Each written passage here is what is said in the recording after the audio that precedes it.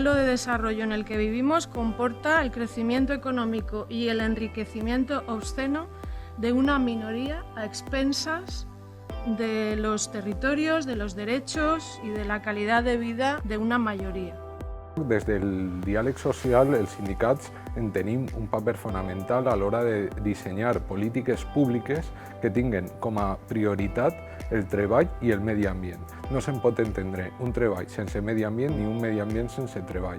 I aprofundir en un canvi de model on situe la centralitat del món del treball vinculada a la persona i no al revés, com s'ha produït fins ara i ens ha portat a un model absolutament insostenible.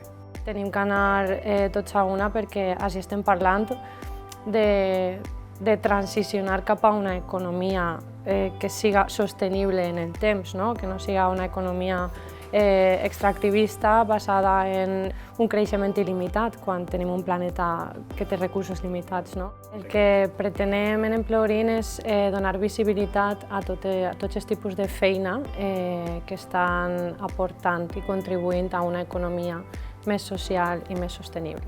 La economía solidaria, que es una economía de valors, una economía conscient que intenta construir dinàmiques econòmiques fora del paradigma de pensament actual, en un paradigma molt més humà i molt més conscient.